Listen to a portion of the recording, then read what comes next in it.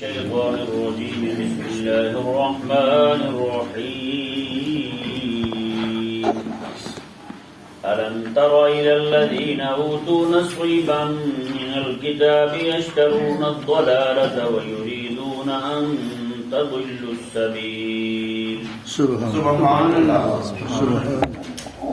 یہ اب اس آیت مبارکہ کا تعلق پچھلے دو ورقے پیچھے ہم نے پڑھا تھا واللہ یرید ان یتوب علیکم ویرید الذین یتبعون الشہوات ان تمیلوا میلا عظیما.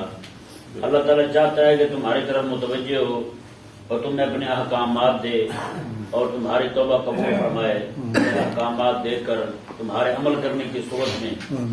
لیکن لوگ جو ہیں ویرید الذین یتبعون الشہوات ان تمیلوا میلا عظیما، وہ جو شہوت پرست ہیں وہ تمہیں راہ حق سے ایک دم ہٹا دینا چاہتے ہیں.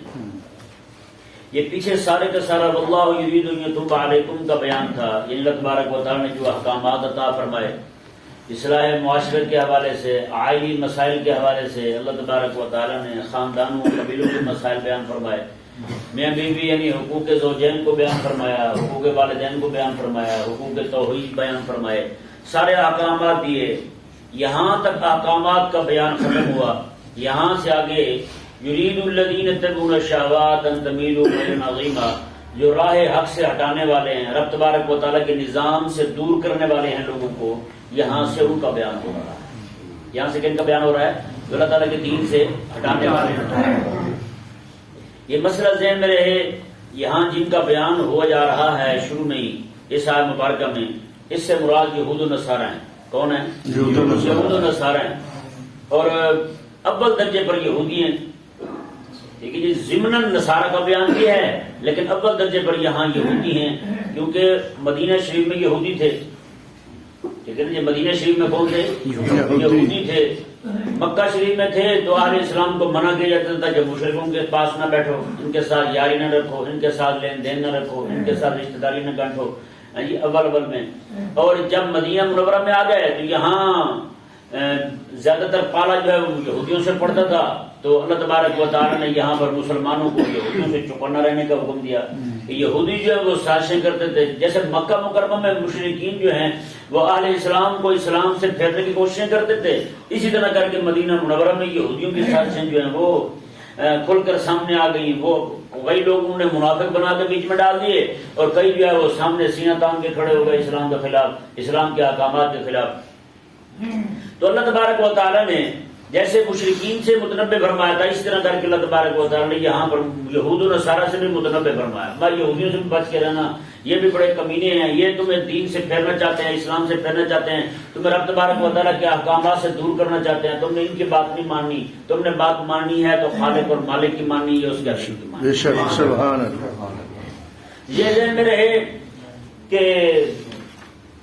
ہمیشہ ہر دانا بندہ جو ہے نا، ایک تو قرآن پاک کی بات ہے نا، اس سے ہٹ کر ہر دانا بندہ جو ہے وہ تب تک منع کرتا رہے گا کسی سے، کسی فتنہ پرور بندے سے، کسی سخت گیر بندے سے، کسی متشدد بندے سے، کسی رساگیر بندے سے، اپنے ماننے والوں کو، اپنے چاہنے والوں کو، اپنے بچوں کو منع کرتا رہے گا کہ بیٹا اس کے قریب نہ جانا، اس کی صحبت اختیار نہ کرنا. آج لوگ جو ہے اپنے بچوں کو نشے کی پاس میں بیٹھنے سے منع کرتے ہیں. پتا ہے کہ یار 2 دن ویسے بیٹھے گا، تیسرے دن جناب اس کے دل میں اس کی محبت آ جائے گی، پھر جناب ایسا ایسا وہ بھی شراب پہ لگ جائے گا. تو اس لیے جب تک وہ فتنہ موجود ہے، جب تک وہ بندہ شراب پی رہا ہے نا، اس وقت تک لوگ جو ہیں اپنے بچوں کو اس کے پاس نہیں بیٹھنے دیں گے. کیوں؟ اس سے فتنے میں مبتلا ہونے کا خطرہ ہے، اس سے فتنے میں مبتلا ہونے کا خطرہ ہے. کیونکہ پتہ ہے جناب وہ لوگوں کو اسی لت پہ لگا دے گا جس لت پہ وہ خود چل رہا ہے، جس جگہ پہ وہ خود چل رہا ہے لوگوں کو بھی اسی پگڈنڈی پہ چلا دے گا. تو اس لیے لوگ جو بچنے کی کوشش کرتے ہیں، اپنے آپ کو بھی بچاتے ہیں، اپنے بچوں کو بچاتے ہیں، اپنے رشتہ داروں کو بچاتے ہیں. اسی طرح کر کے کوئی بھی فتنہ ہو، فتنہ پھر وہ خاص فتنہ دین کے حوالے سے ہوتا ہے. وہ فتنہ بھی ایسا ہو جو لوگوں کو بھی دین سے ہٹانا چاہتا ہو، وہ فتنہ بھی ایسا ہو جو بھی بندہ اس کے دامن تصویر میں آ جائے اسے جناب دور کر کے پھینکے دین سے بھی، دین کے احکامات سے بھی، رب تبارک و تعالیٰ کے حکم کی اس کے دل کے اندر اہمیت ہی باقی نہ رہے ہیں جی. تو جب تک وہ فتنہ باقی رہے گا اس وقت تک اس سے بچنے کا حکم دیا جاتا رہے گا. یہ ذہن میں رہے مسئلہ. جیسے آج کل کے دور میں سب سے بڑا فتنہ اسلام کے خلاف، دین کے خلاف کوئی ہے تو وہ لبرلزم ہے، وہ لبرلزم ہے۔ لبرل اور سیکولر جو ہیں یہ بہت بڑا فتنہ ہے اسلام کے خلاف۔ جتنی یہ اسلام کی بیخ کونی کے لیے کام کر رہے ہیں، اور یہ ذہن میں رہے یہ تو صرف مورے ہیں، اس کے پیچھے یہود و نصارہ کھڑے ہیں، اس کے پیچھے یہود و نصارہ کھڑے ہیں، ان کی آشیرواد انہیں حاصل ہے، وہی کروڑوں ڈالر ماہانہ فنڈ انہیں دے رہے ہیں۔ آپ دیکھتے ہیں جو بھی بندہ لبرل اور سیکولر ہوتا ہے وہ جناب اسلام کے احکامات کا کیسے مذاق اڑاتا ہے جی۔ اگر ایک بندے نے مجھ سے پوچھا فون پہ، 3 دن ہی ہوئے شاید، اس نے کہا کہ کوئی خاتون ہے رابی نام کی کوئی، اس نے کوئی بات کی ہے دین کے حوالے سے بھی، عورت کو تلقین کی ہے تو اپنے شوہر کی اطاعت کر، جو عورت اپنے شوہر کی اطاعت نہیں کرتی وہ تو جہنم جائے گی، وہ جنت نہیں جا سکتی، اسے حضرت سیدہ کائنات رضی اللہ تعالیٰ عنہا کا چادر تطہیر کا سایہ نصیب نہیں ہوگا اسے، اس طرح کی اس نے باتیں کی ہیں۔ تو لبرل سیکولر لوگ جو ہیں، عورتیں اور مرد سارے اس کو پڑھے ہیں، یہ کیا بات ہوئی شوہر کی اطاعت کرو، کیسی باتیں کرتے، نعوذ باللہ من ذالک۔ اسے اس خاتون کو انہوں نے سنگوں پہ اٹھا لیا۔ یعنی کوئی بھی بندہ اور مرد جو ہے وہ دین کی صرف بات کر دے، دین کے نظام کی بات کر دے، انہیں برداشت نہیں ہوتی۔ آپ دیکھیں نماز ہے، نماز مکہ مکرمہ میں نمازیں پڑھتے تھے، اگرچہ پہلے چھپ کر پڑھتے تھے، بعد میں نماز ظاہر میں پڑھنا شروع ہو گئے۔ نماز آہستہ آہستہ ابو جہل کو بھی برداشت ہو گئی تھی، نماز کو ابو جہل بھی برداشت کرنے لگا تھا، پسند نہیں، پسند ہونا ہو رہا ہے، برداشت ہو رہا ہے، نماز کو برداشت کرنے لگا تھا ابو جہل۔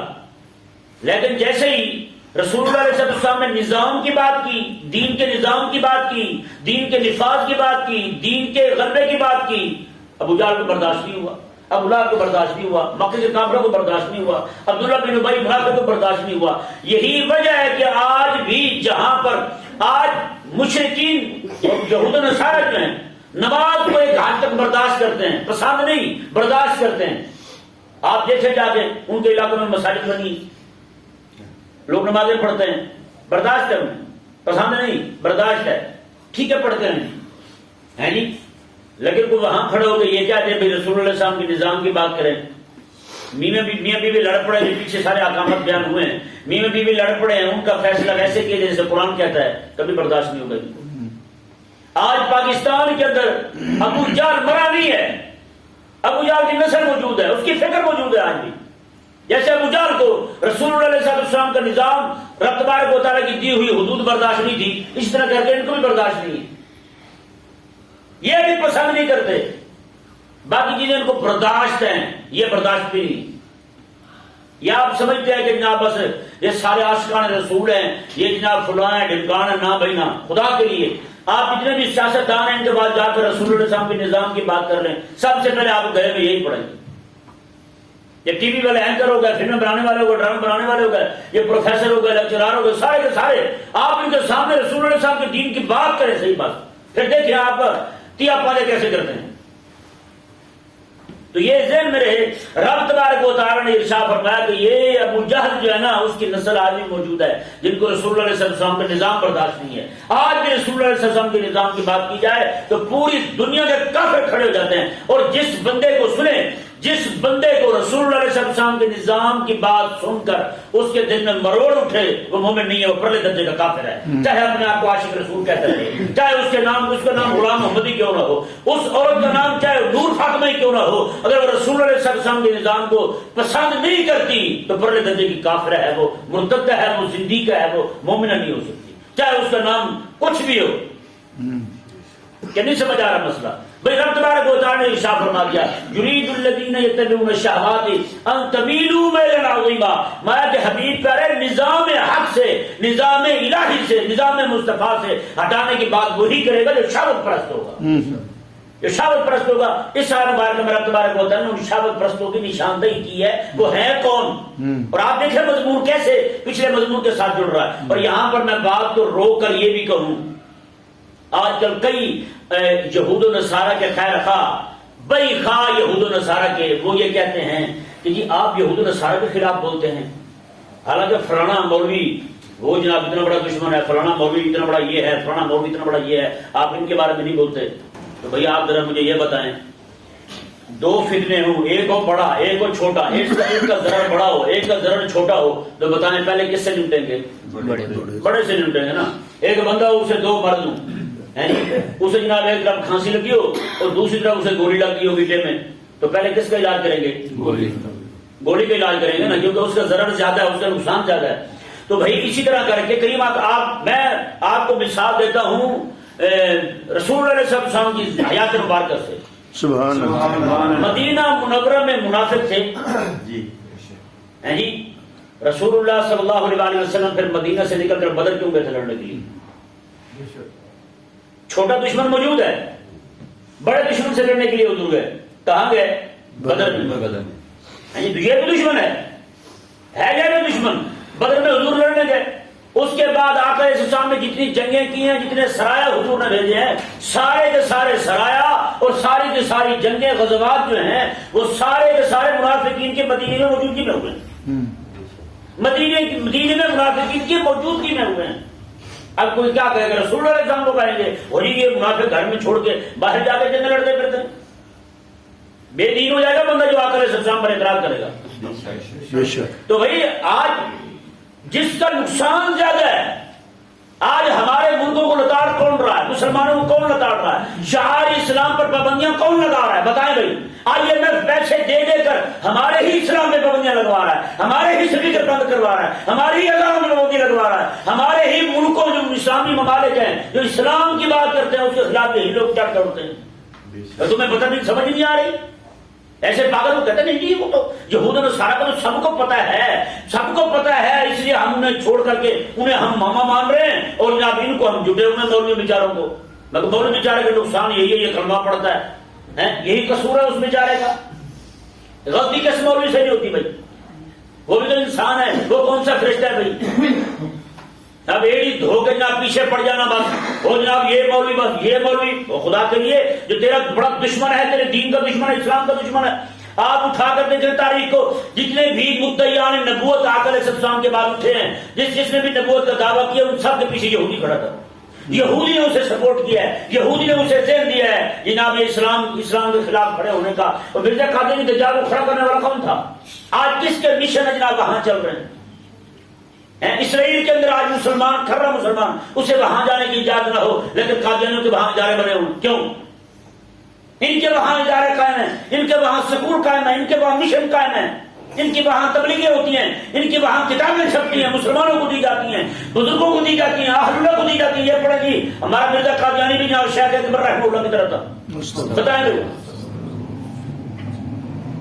اور ان کے ساتھ سے اور نعوذ باللہ من ذالک قرآن کریم پر جو حملے انہوں نے کیے ہیں، قرآن پاک لے کر کے انہوں نے ہزاروں نسخے جلائے ہیں کہ افغانستان کے اندر قرآن پاک کو جلایا تھا ان دلیلوں نے۔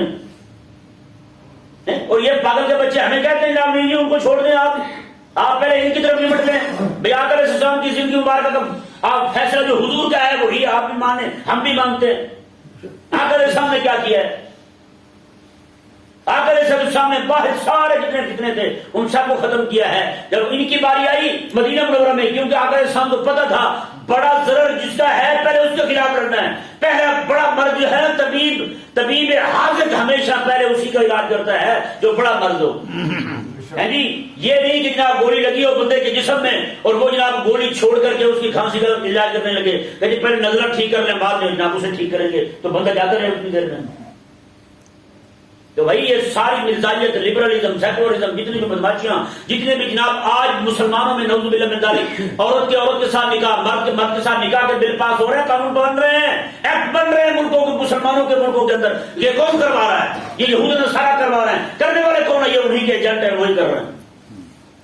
اور آپ کو سمجھ نہیں آ رہی، آپ جن باتوں میں پڑے ہوئے ہیں۔ رسول اللہ علیہ السلام کا میلاد آج جناب 4 باتیں کی اور سیٹ ہو گیا، لوگوں سے پیسے بٹور رہے، انہیں پتا ہے بھائی جس طرح کی باتیں ہم کر رہے ہیں اگر وہ بھی کریں گے انہیں کون پیسے دے گا؟ بلائیں گے بھی نہیں، پیسے دینا تو دور کی بات ہے، بلائیں گے بھی نہیں ان سے۔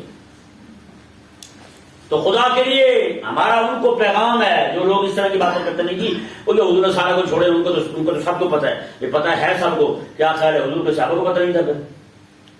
پھر صحابہ کو پتا نہیں تھا تو پھر اب تبارک و تعالیٰ نے ان سے لڑنے کا حکم کیوں دیا ہے؟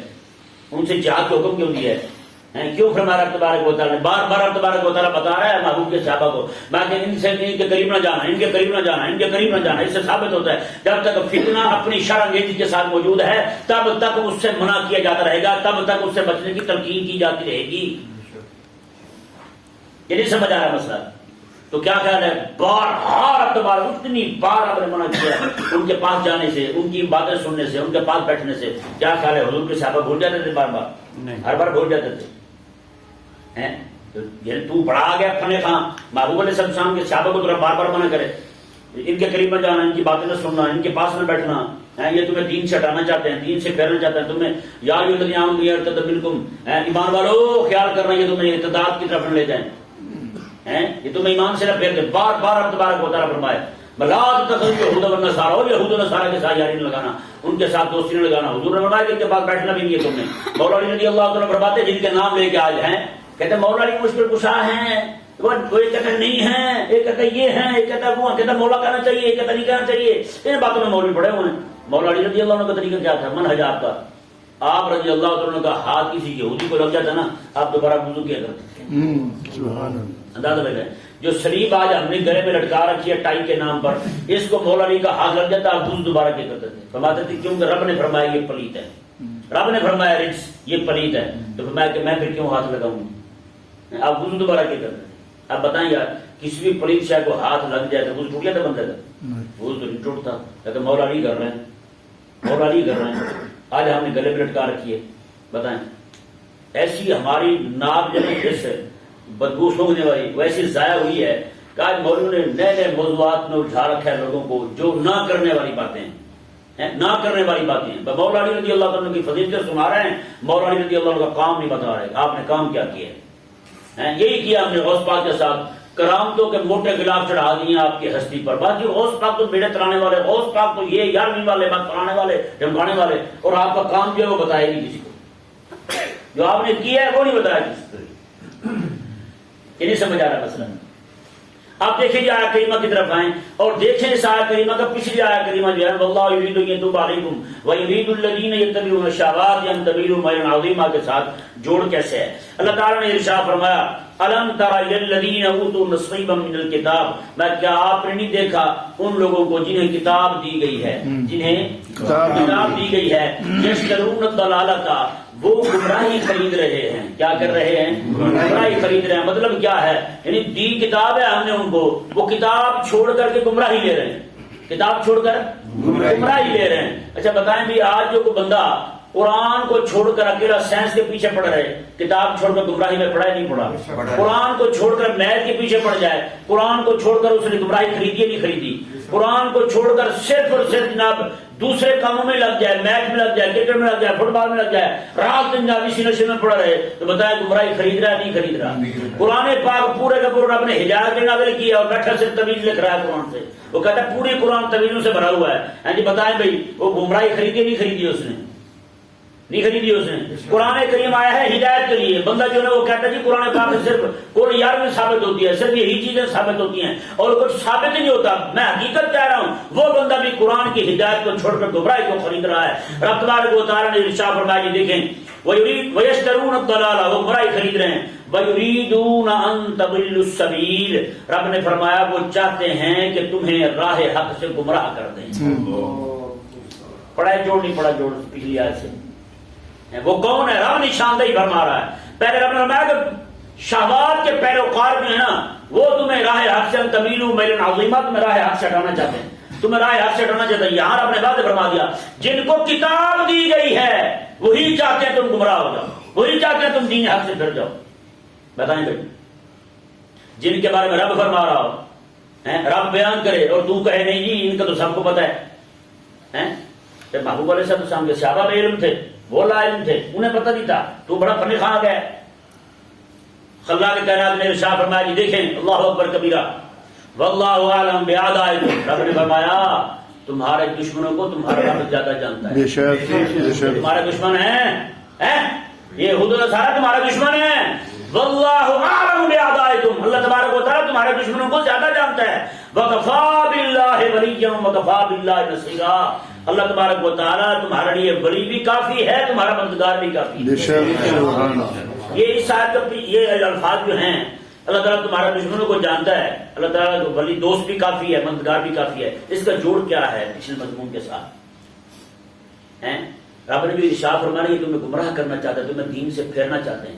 اب جس بندے کو پتہ چل جائے کہ یہ مجھے دین سے پھیرنا چاہتا ہے، اس کے دل میں اس کی نفرت آئے گی، صحیح، اس کے دل میں اس کے بارے میں بغض آئے گا، اس کے دل میں حقارت آئے گی، وہ اس کے پاس بیٹھنا چھوڑے گا، اس سے بولنا چھوڑے گا، اس سے پھر لین دین چھوڑے گا، اس سے پھر کاروبار چھوڑے گا، سارا کچھ چھوڑ دے گا. رب نے ارشاد فرمایا یہ تیرے دل میں وسوسے سے آئیں گے نا کہ میں اس کے ساتھ اگر بیٹھنا چھوڑ دوں، یہ بات ذہن میں رکھ کر دینی غیرت کہ مجھے دین سے ہٹانا چاہتا ہے، مجھے گمراہ کرنا چاہتا ہے، میں اس سے پرے ہو گیا، میں نے اس سے لین دین چھوڑ دیا تو میرا کاروبار سارا معطل ہو جائے گا، پھر روٹی کیسے کھاؤں گا. رب نے ارشاد فرمایا وکفیٰ باللہ ولیٰ، اور میں تیرا دوست کافی نہیں ہوں. سبحان اللہ. وکفیٰ باللہ ولیٰ، اور میں تیرا دوست کافی نہیں ہوں تو مجھے دوست بنا، مجھے اپنا سمجھ، مجھے اپنا مددگار سمجھ، مجھے اپنا یار سمجھ، مجھے اپنا پیارا سمجھ، مجھے اپنا دوست سمجھ. وکفیٰ باللہ نصیرا، اور ہمارا رب تبارک و تعالیٰ یہود و نصارہ کچھ بھی نہیں کر سکتے، اور میں مددگار کافی ہوں تو میری مدد پر توکل کر، سبحان اللہ، بے شک، میری مدد پر توکل کر.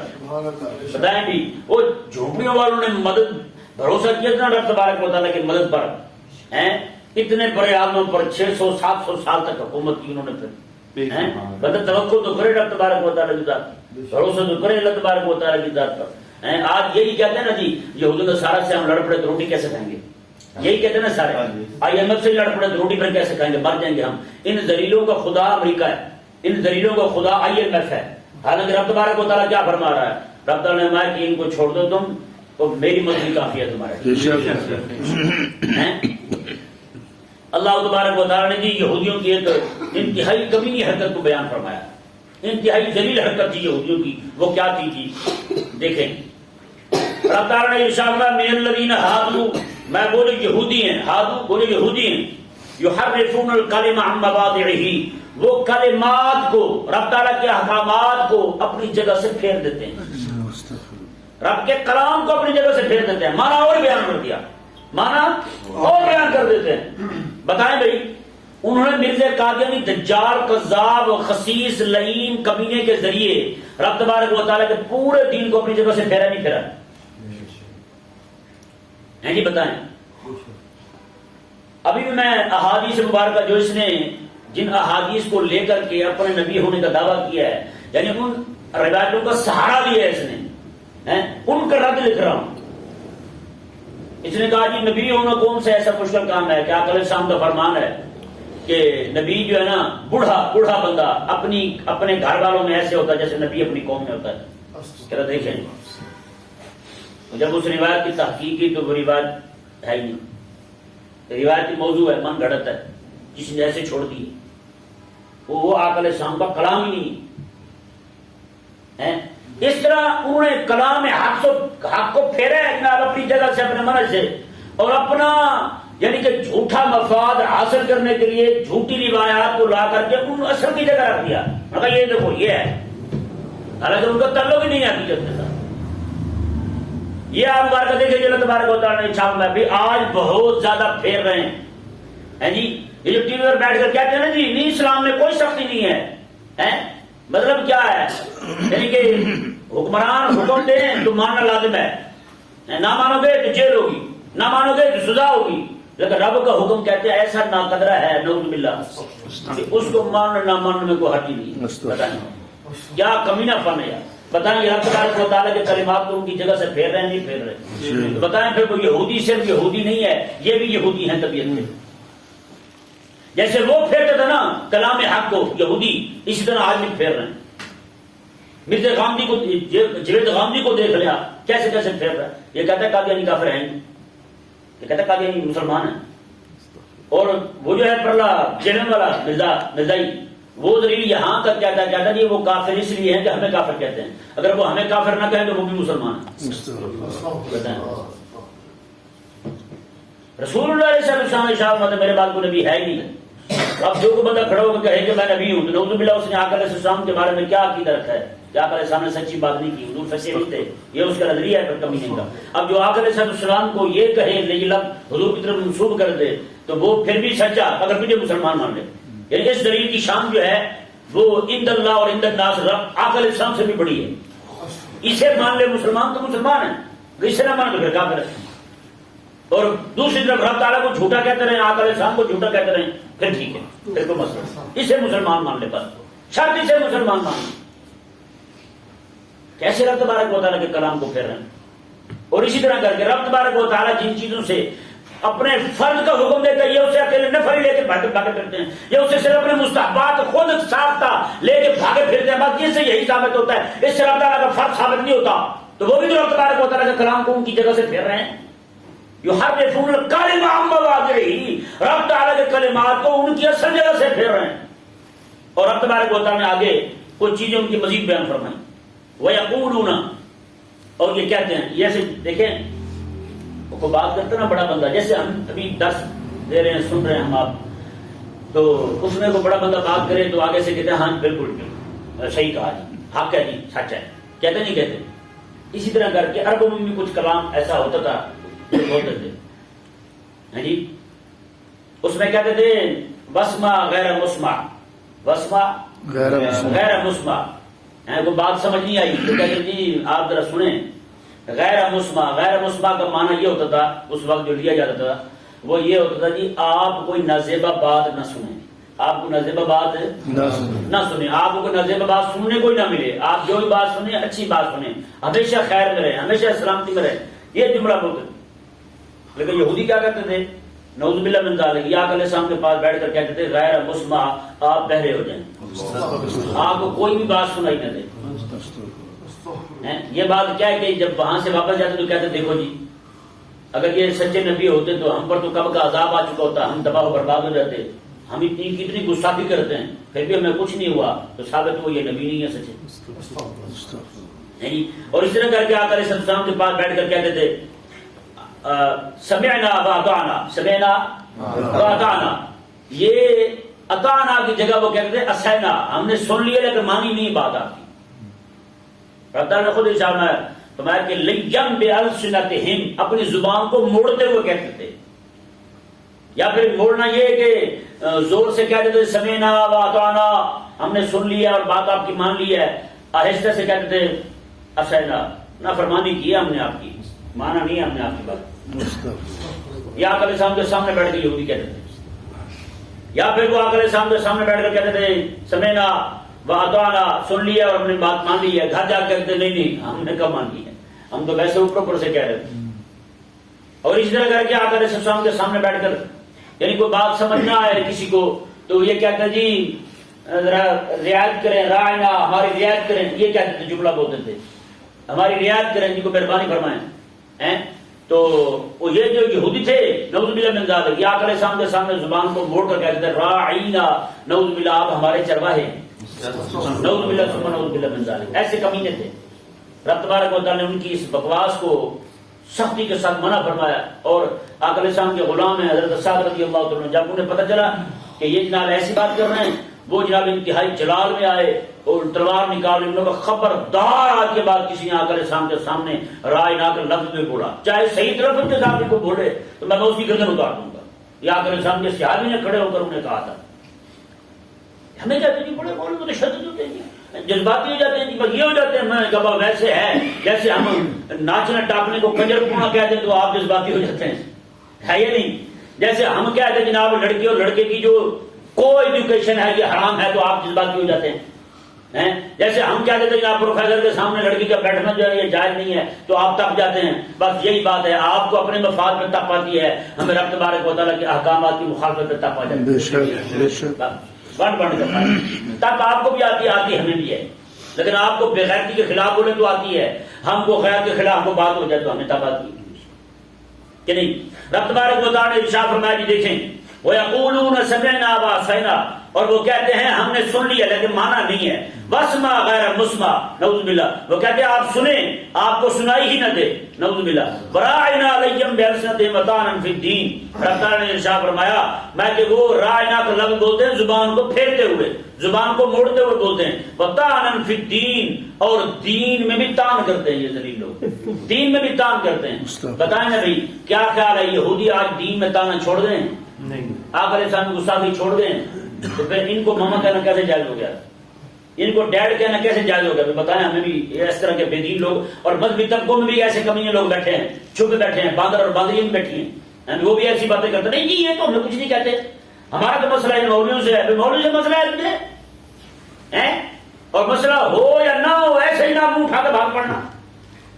اللہ تبارک و تعالی نے ارشاد فرمایا جی دیکھیں اللہ اکبر، رب نے کیا ارشاد فرمایا وَلَوْ أَنَّهُمْ قَالُوا سَمِعْنَا وَأَطَعْنَا، میں اگر یہ لوگ کہتے سمعنا وَأَطَعْنَا، ہم نے سن لیا ہے حبیب کی بات کو اور مان بھی لیا ہے، اور وَاسْمَعْ وَانظُرْنَا، اور غیر مسمع کی جگہ یہ کہتے وَاسْمَعْ سنیں، وَانظُرْنَا حبیبہ ہمارے حال پہ نظر رحمت فرمائیں، یہ کہتے لَكَانَ خَيْرًا لَهُمْ وَأَقْوَمَ، رب تعالیٰ نے چاہا یہ بات ضرور ان کے لیے بہتر ہوتی، وَأَقْوَمَا، اور یہی بات درست تھی ان کے لیے، میرے حبیب کی بارگاہ میں وہ غلط بات نہ کرتے، دین میں تانا نہ کرتے، دین کی گستاخی نہ کرتے، حبیب کریم علیہ السلام کی بےزتی اور گستاخی نہ کرتے.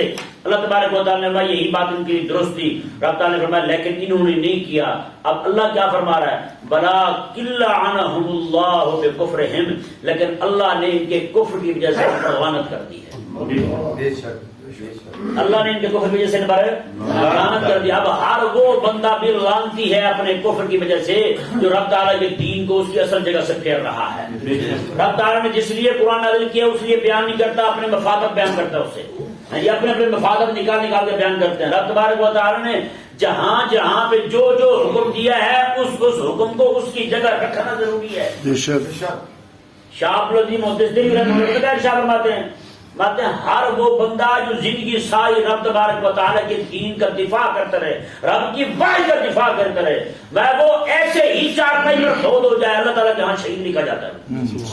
اللہ تعالیٰ کے ہاں شہید لکھا جاتا ہے. تو بتائیں بھائی یہ کتنا بڑا کام ہے، کتنا اہم کام ہے یہ رب تبارک و تعالیٰ کی وحی کا دفاع کرنا، رب تبارک و تعالیٰ کے قرآن کا دفاع کرنا، حبیب کریم علیہ السلام کی عزت اور ناموس کا دفاع کرنا. رب تبارک و تعالیٰ نے ارشاد فرمایا جی دیکھیں وَلَٰكِن لَّعَنَهُمُ اللَّهُ بِكُفْرِهِمْ، اللہ نے فرمایا اللہ نے ان پر لعنت کی ہے ان کے کفر کی وجہ سے.